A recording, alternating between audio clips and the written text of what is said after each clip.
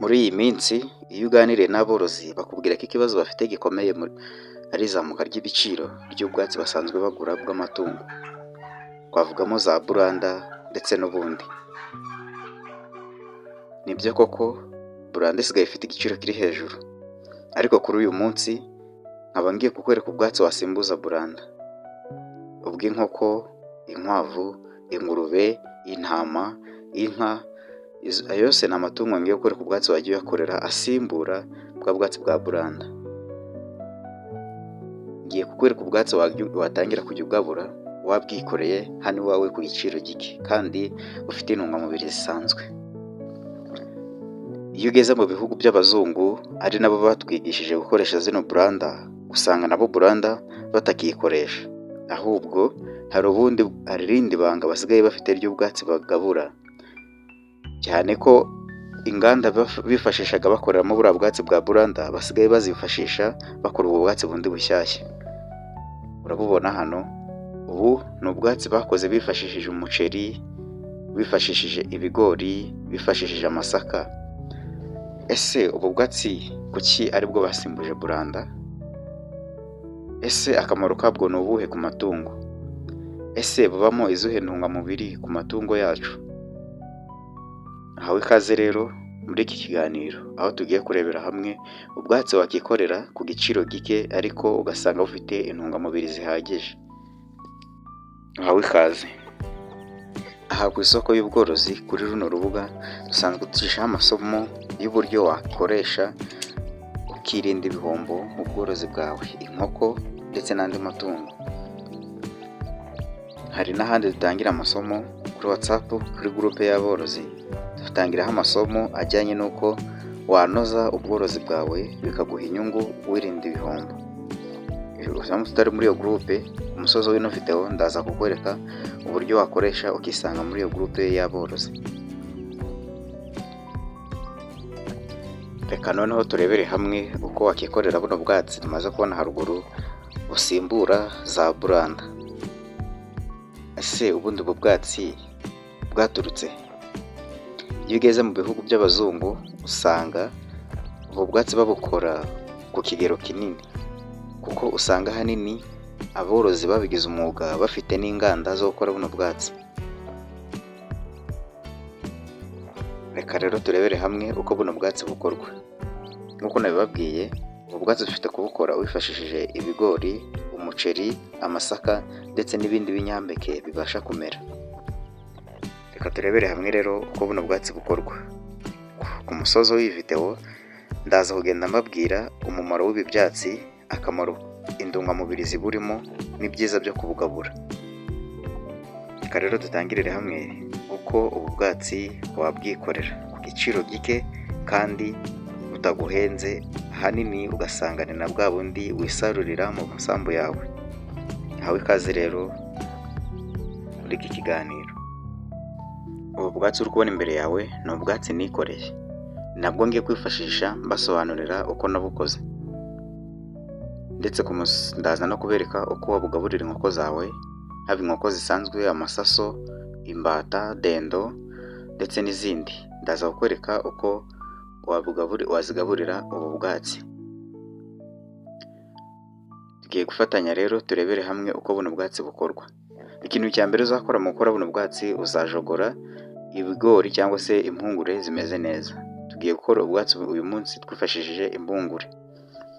Uzajogora impungure zimeze neza, atari za mpungure zishaje, atari za mpungure zaboze. Uzifashisha za mpungure bigaragara ko zifite ubuziranenge, ku buryo uzazifashisha mu kuba wazitumbika zikamera ntizibore. Uzafata rero za mpungure zawe, nurangiza uzishyire mu kintu, by'umwihariko ushyire mu ndobo cyangwa se mu kindi kintu cyawe ukeneye ufite aho hafi yawe. Numara kuzishyira muri ya ndobo, uzazirengeza amazi. Uzashyiramo amazi, nurangiza uzirengeze abageze hejuru. Nk'uko murimo murabibona kuri ino video, aha ni ziriya mpungure naberetse zanjye zo mfite zameze uko natangiye nzikora. Uzafata izo mpungure zawe rero uzishyire mu ndobo, nurangiza indobo wazirengeje amazi uyipfundikire, ariko uzayipfundikira usige akanya gato ku ruhande ko kujya gacamo umwuka. Nurangiza uzafata indobo yawe rero ugende uyitereke mu nzu cyangwa se ahandi hantu ariko aho zitabasha gusagararirwa n'ibintu nk'andi matungo cyangwa abantu babasha kuba bakuramo ano mazi. Uzagenda rero uzipfundikirire mu nzu aho zizamara amasaha 24 bitewe n'igihe zimaze uzisaruye, ni hagati y'amasaha 12 ndetse n'amasaha 24. Nurangiza nyuma y'amasaha 24 uzazikuramo uzisuke mu kantu ukeneye cyangwa se njye hano nakoresheje ibikarayi cyangwa se ibiduki bikase, ariko ibyo biduki bigomba kuba bitoboyemo hasi ku buryo amazi uri bushyiramo amazi ndareke akajya abasha kuvamo gake gake. Numara kuzishyira muri kino kiduki rero urajya uzicucira amazi nyuma y'isaha cyangwa se amasaha 2. Uzicucira amazi buri ku isaha ihise cyangwa se amasaha 2 bitewe naho wazishyize. Ufite kuba wazishyize ahantu hashyuha, ni buri saha uba ugomba kuzitera amazi. Waba wazishyize ahantu hakonje ku buryo zitari guhita zumuka ako kanya, ukajya uzitera amazi mu masaha 2. Iki gikarayi nk'uko muri kubibona hano njye kiratoboye ku buryo ari amazi ari bubashe kujya avamo. Ari amazi ntabwo aba agomba kugira ngo gutya ngo agume muri kino gikarayi, aba agomba kujya ajya mu gikarayi ariko agahita avamo, kuko agumyemo umwanya muremure izi mbungure zawe zishobora kuba zabura. Niyo mpamvu ugomba gutobora kino gikarayi amazi noneho akajya ajyamo ndatindemo. Ibi rero ubikora guhera ku munsi wa mbere utangiye gukora bino biryo kugeza nibura bimaze kumera kuri kiriya kigero nakweretse ibyanjye bigezemo. Reka mu gihe urugendo rwacu rwo gucucira izi mpungure, kuzibika, urabibona hano umaze kuzicucira uzitereka ahantu hejuru ku gatarure ko wazikoreye. Ntabwo ugomba kuzitereka hasi mu rwego rwo kugira ya mazi atazaguma muri kino gikarayi akajya avamo ameneka. Ibikarayi byanjye nk'uko uri kubibona narangije kubicuciraho amazi, za mpungure zanjye nzitereka hejuru ahantu hataruriye ku buryo ya mazi azajya abasha kuvamo amanuka asubira hasi ku butaka.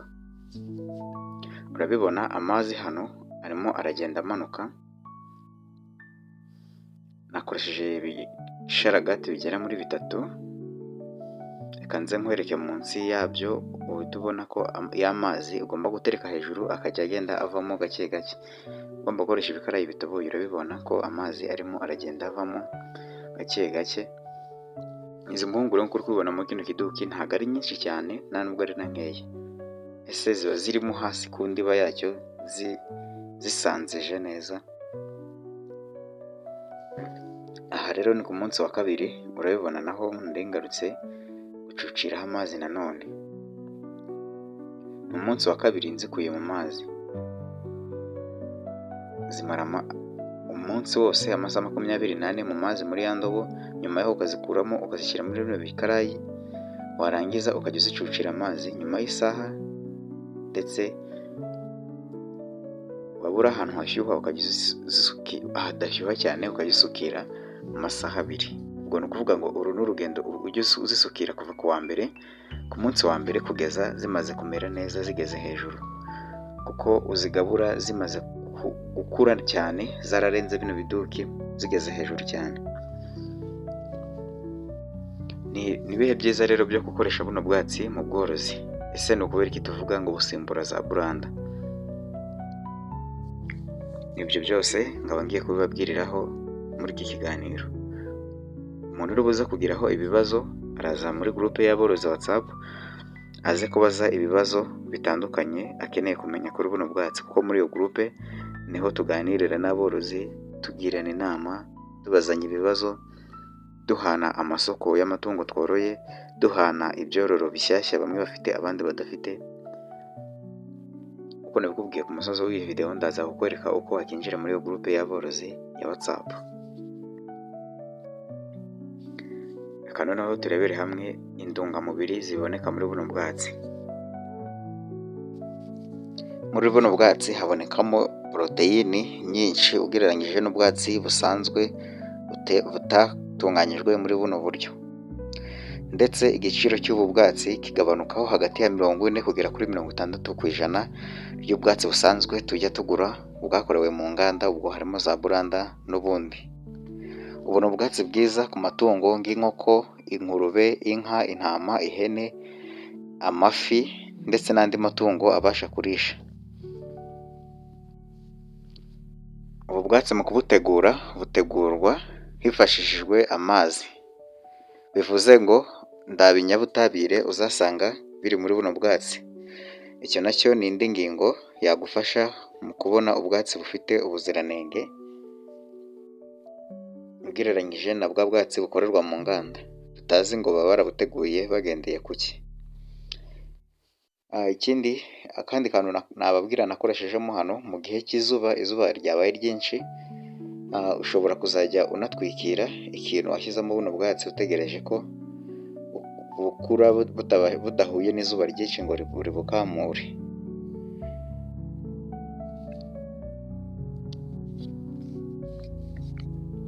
Ubu bwatsi bwacu rero ubucucira amazi nk'uko nabikubwiye nyuma y'isaha cyangwa se amasaha 2. Nk'uko urimo kubona njye buri saha nazaga nkabucucira amazi kugira ngo butaza kuma, bukomeze kumera budahuye n'ikibazo.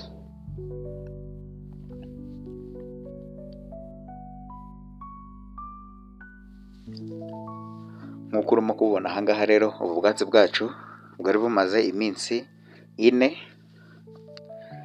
dutangiye kubukora. Urabona ko bwari buri kumera, burimo buramera, indete zageze hejuru. Ni ukuvuga ngo nyuma y'indi minsi 4 buzaba bugeze igihe cyo kugaburwa. Hano ni ku munsi wa 4 dutangiye kubukora. Urabona ko umumero wabwo umeze neza bwose, kandi urabona ko burimo buragenda buramera. Ubwatsi iyo ugeze mu bihugu by'abazungu usanga bageze kure mu gutangira kubukoresha, aho usanga mu biraro byabo by'inka n'intama no ku mikumbi basanzwe borora, usanga hariho n'aho kororera ubu bwatsi. Turaza kubibona muri video ndaza kubereka. Mu Bushinwa usanga aricyo gihugu cya mbere gikunze gukoresha buno bwatsi, aho usanga bafite n'inganda zirimo amamashini ashinzwe kwita kuri buno bwatsi. Usanga bafite famu nini babukoreramo bakoresheje umuceri, soya, ingano, ibishyimbo. Nk'uko uri kubyumva, urumva ko ibyo bihingwa ari ibihingwa dusanzwe twifitiye hano iwacu mu Rwanda. Icyo twari dusigaje ni uko ano makuru twari tutayafite, ariko guhera ubu ano makuru ukiyamenya, ugiye gutangira nawe kujya wikorera ubwatsi buhendutse ku giciro gito kandi bufite za ntungamubiri wakuraga muri bwa bwatsi wajyaga kugura. Nk'uko urimo urabibona rero, buno bwatsi bwacu bwari bufite iminsi 6 dutangiye kubukora. Urabona ingano yabwo ukuntu bwari bumaze kungana. Ku muntu uzabuhinga ko rero n'ahangaha aba yemerewe gutangira kubugabura, ariko biba byiza iyo utangiye kubugabura ubwatsi bumaze gukura cyane. Kuri wowe uraba ugiye gutangira kubukoresha bwa mbere, inama nakubwira nuko mu gutangira uraza guhera ubwatsi bukeya, ntabwo uraza gukoresha impungure nyinshi. Urabanza ukoresha ubwatsi bukeya kugira ngo amatungo yawe agende abumenyera. Ntabwo amatungo yose ahita aburya neza ako kanya, ubwa mbere atangira aburya gake gake. Inama nakubwira aho ngaho rero nuko wowe nujya gukora ari inshuro ya mbere ubikozeho, uraza gukoresha kantite nkeya, nk'ikiro kimwe, ibiro 2 kugera ku biro 5 bitewe n'umubare w'amatungo ufite, aba ari byo uza kubuhereyeho. Nizibirya neza zimaze kubimenyera, nibwo wazajya ukora ibiryo byinshi cyane. Indi mpamvu nakubwira ku bijyanye n'ibiciro, Iyo ukoresheje ibiro 2 by'ubu bwatsi ukabutumbika, ukaba ucucira amazi bukamera neza hatabayeho gusigana mu kumera kwabwo, ubu bwatsi wakoresheje ibyo biro 2 twavuze, ugera igihe cyo kubugabura bufite ibiro biri hagati ya 4 n'ibiro 6. Ni ukuvuga ngo ugitangira kubukora utangirira ku bwatsi bukeya, ukagera igihe cyo kuzabugabura bwarikubye inshuro zirenze 2. Wakibaza bwikuba ibyo biro byiyongera gute biturutse he? Ubu bwatsi iyo ugiye kubugabura imbungure zabwo ziba zikiri nzima, ntabwo ziba zarangiritse, ziba zikiriho mo hano hasi, buriya mo hasi ziracyarimo. Ubu bwatsi bukaba bufite imizi mo hasi, bufitemo imizi myinshi, uraza kubibona iyo mizi kuri buno bwatsi. Ahantu ko nababwiraga abazungu bo basigaye bakora uruganda cyangwa se famu, bakorora buno bwatsi ku ruhande, bakajya babutwara babujyana aho bororera amatungo. Urabibona hari abari bafite uruganda rwa mbere bakoreramo buno bwatsi, kuri ino nshuro rero bakaba babupakiye mu modoka bakabuzana hano muri famu yabo. Ubwatsi rero turimo turabivugaho, ni gute ibiro byabwo byiyongera. Iyo zino mpungure zirimo ziramera zizana imizi, kandi zikazana imizi myinshi. Nyuma yo kuzana imizi zikazana n'ihunde, ariryo kiriya gice kimera kikajya hejuru. Ibyo byose rero ni bimwe byongera uburemere bw'ubu bwatsi, cyane ko tuba twaraziteye no mu mazi, zigumya kugenda zikura, zigira indeshyo ndende. Mu kugira indeshyo ndende iyo ndeshyo kugira zikure zinywa amazi, y'amazi rero akazifasha kongera uburemere. Reka tugaruke gato rero uko abazungu nabo babikora. Nk'uko nabibabwiye bakoresha inganda, bafite inganda zo kuba zakora buno bwatsi. Nk'uko uri kubibona rero hano bakoresheje metode nk'iyo twakoresheje kubishyira mu mazi amasaha hagati ya 12 ndetse na 28. Hano arimo arakoresha umuceri, gusa nabyo byose bikorwa kimwe n'impungure. Arangije ashyira muri twa dukarayi nakubwiraga, bo bafite utuntu tw'uduforoma bakoresha ariko natwo dutoboye. Barangiza bakazisanzaho, bakazitwara bakazijyana he? Muri rwa ruganda. Urabona iyi ni imashini basanzwe bororeramo buno bwatsi. Urabona ko hafitemo ubwatsi bwinshi cyane, urabona ko nabwo burimo buramera kimwe n'ubwacu. Urabubona ni umuceri. Hano ni mu ruganda rero bakoreramo buno bwatsi. Nk'uko nababikubwiye, urabona ko bwari bufite imizi myinshi. Nyuma yaho urabona ko bahita babutwara bakabujyana mu biraro byabo bakabugabura. Aba ari ubwatsi bukomeye, urabona ko wagira ngo ni ya mikeka ya kizungu, ariko ni ubwatsi. Urabona ko imizi yabwo iba yarabashije guterana. Urabona ko kano kantu hano hasi mbere y'uko babugeza, murabona ko nibura mo hari hatojyamo ibiro birenze 2, ariko nyuma yaho bumaze kumera, urabona ingano yabwo ntabwo bwajya munsi y'ibiro 8. Igihe cyo kubugabura rero, ubugabura bumaze gukura cyane, bwarageze hejuru. Ndaza kukwereka rero uko wabugabura ubugaburiye inkoko, ingurube, amafi, ariko twe turaza kurebera hamwe uko bugaburirwa inkoko, ababo babugaburira n'andi matungo. Twe hano rero ku isoko y'ubworozi mu busanzwe tujya dukora ibiganiro by'umwihariko ku matungo y'inkoko cyangwa se ibiguruka muri rusange. Ikindi kandi ku bantu noneho mufite dendo akaba ari inkoko mu busanzwe mu mibereho yazo zikunda kwirira ubwatsi bw'icyatsi kibisi. Kuri ubu bwatsi rero, mu gihe wowe woroye dendo n'ubugeraho, uraba ugeze ku bwatsi bukwiranye n'ubworozi bwawe.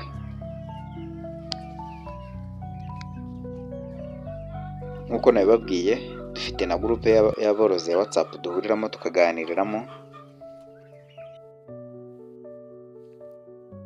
Uramutse ukeneye kujya muri iyo gurupe ya WhatsApp, reka nkwereke uko wakinjira muri iyo gurupe ukajya uhuriramo n'abandi borozi, mukagira hamwe inama y'icyo wakora kugira ngo ubworozi bwawe bukomeze butere imbere. Mbere yuko mbereka rero uko tugabura bino biryo, reka manza ngwereke ukuntu uri bujye muri gurupe y'aborozi. Urakirika hano rero ku mutwe w'ino video, umara ukirika ku mutwe w'ino video urasikororinga uzamure, urabona hano hari linki ya gurupe ya WhatsApp. Urayibona hano, nurangiza urakirika kuri ano magambo y'ubururu. Ukiyakirika urategereza bifunguke bikwerekeza kuri WhatsApp yawe. Urabibona hano rero, urategereza gato bifunguke. Aha bigiye gufunguka, bihita bifungukira kuri ya WhatsApp yawe usanzwe ukoresha.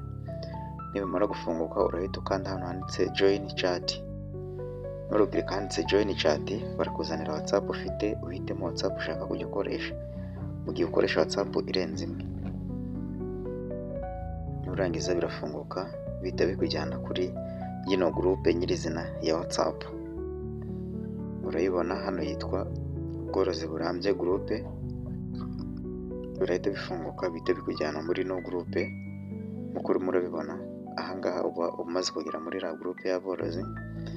Reka aya namwe mu masomo tuba twatanze. Urabona hano barimo kwigisha ku bijyanye na Eza Brown. Reka turebe aho bigishije bakoresheje audio, twumve kuri amwe mu masomo atangirwamo muri no groupe ya WhatsApp.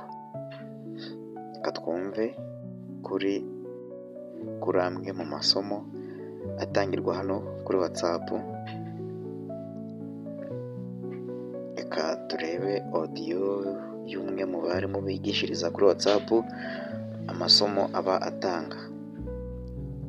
Aha yari ari kwigisha ku bijyanye n'inkoko za saso uko zitandukanye. Reka turebe iri somo uko rivuga. Icyo twita brooding cyangwa se demarage. Uvuga ngo kuroyira ivuye muri demarage tuyibarira byibuze ubwo turi kuvuga wa muntu woroye ibintu neza, woroye kinyamwuga, byibuze ibipima hejuru y'inusu, ariko ntabwo ibirageza ku kiro. Noneho byibuze ku cyumweru cya gatandatu kuroyira ndetse n'iyi twita kuroyirazi zose uko hari ubwoko bubiri. Ntekereza ko azora ni ubwoko bw'ibimera, reka mbyite ibimera, cyane cyane bikunze gukurira mu mazi, bikaba bizwiho kuba bigira poroteyine nyinshi muri byo. Abenshi babyifashisha mu gukora ibiryo by'amatungo kubera amaporoteyine menshi abamo, ndetse cyane cyane bizwiho nk'uko ubibonye iriya ni gurupe nayo irakora. Ubonye ko hari amasomo amwe n'amwe atangirwamo. Reka rero turebere hamwe noneho uko ubu bwatsi bwacu bugaburirwa ingurube, inkoko. By'umwihariko twe tugiye kubugaburira inkoko kuko arizo ahanini twibandaho kuri ino channel. Twe ahangaha rero tukaba tugiye kubereka uko mubugaburira inkoko. Murabona rero n'ubu bwatsi bwacu uko bumeze nk'ubw'Abashinwa, nubwo twakoreye mu gikarayi cyangwa se mu bintu biri simple, ariko urabona bumeze nk'ubw'Abashinwa. Urabona ya mizi nababwiraga ituma bubasha kugira ibiro byinshi bitandukanye n'ibyo bashizemo, zikagira ano mababi. Urabona ko nayo ari maremare, kuvuga ngo ibiro biba byarikubye inshuro ziri hejuru y'ebyiri. Nk'uko nababwiye byikuba nk'ibiro bibiri, kuko hano harimo ibiro bibiri muri zingizi, ariko ushize ku munzani ntabwo haburamo ibiro bitandatu gutyo. Reka rero mbereke uko wabugabura ugiye kubugaburira inkoko zawe. Mu kubuhereza inkoko zawe rero urabona ko zibumenyereye, wabuziha bimeze gutya, ukajya uvuga ati wenda urazihereza ubunkana gutya, wabupimye mu kupima, wamara kubipima kubuziha bimeze gutya, urabona ko zishobora kuba zoburya bumeze gutya. Ariko kugira ngo ziburye neza, urabona hano zishobora kuburya zikabusandaguza ntizibumare, keretse ugiye kubuhereza inka ubuzihereza bumeze gutya. Ntabwo uri kujya kubutema cyangwa urabushwanyaguza n'intoki ukajya ubutandukanya. Ariko ku nkoko zo biba byiza ugiye ukabutema.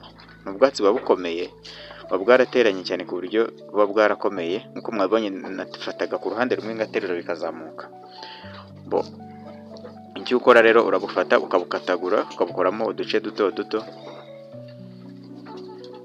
Nibyo tugiye gukora ahangaha rero.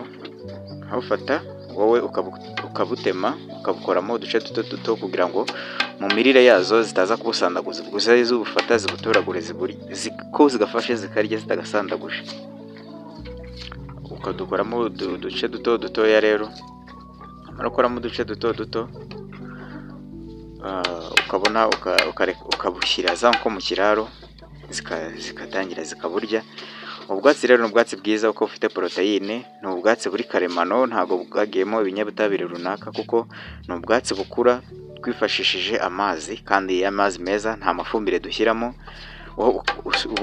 ubuhereza amazi gusa ubusukirira buri saha kuva utangiye. Ahangaha rero twaba tugeze ku cyumweru n'iminsi 4 niho buno bwatsi bwari bukuze bungana gutya.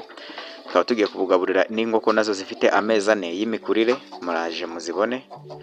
Izi ngizi nkuko muri kuzibona zifite amezi 4 n'igice y'imikurire, ni saso, ariko ushatse wabugaburira dendo, kuko na dendo ni zimwe mu nkoko zirya ibyatsi. Wabugaburira inkoko zari zose waba ufite zaburya, kandi ufite intungamubiri zikwiranye kandi zihagije. Izi nkoko rero nizo nababwiraga zifite amezi 4 y'imikurire, ubwo zirabura ukwezi kumwe inkokokazi zirimo zitangire kuba zatera.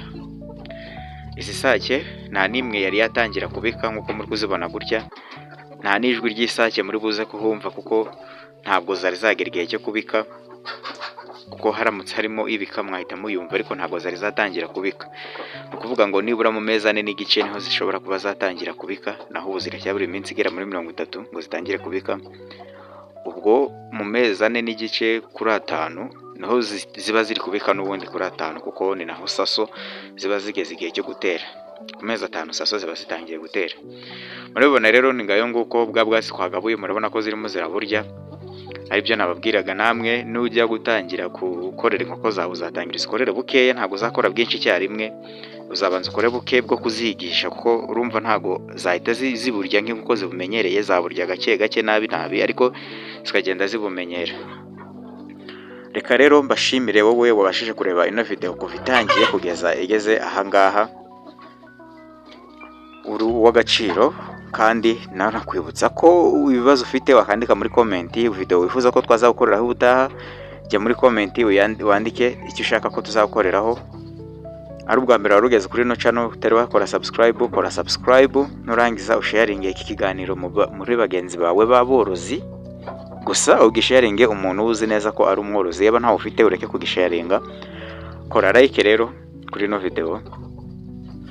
Ku bundi busobanuro ku bijyanye n'ino video wadusanga kuri group ya WhatsApp y'aborozi, aho tugirerana inama dusharinga ubumenyi muri rusange. Amasomo menshi amwe tuyacisha hano kuri YouTube, ariko andi tuyabahera kuri WhatsApp. Reka mbabwire rero ngo mukomeze mugire umugisha mu byo mukora. Ciao ciao.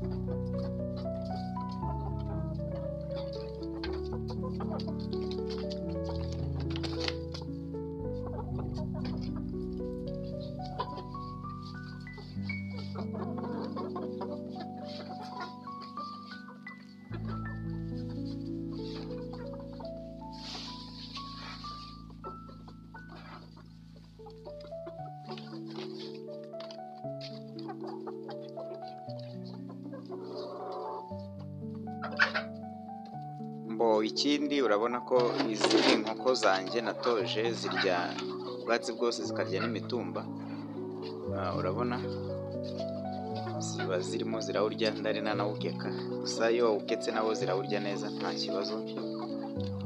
Wigarukire, reka mbabwire ngo noneho mukomeze mugire ibihe byiza, mugira umugisha mu byo mukora. Mbasabe gukora subscribe, like, share na comment. Ku bakeneye ubusobanuro ku bijyanye n'ibi biryo, mudusange muri groupe ya WhatsApp nk'uko twabiberetse haruguru. Ciao ciao, mugire ibihe byiza.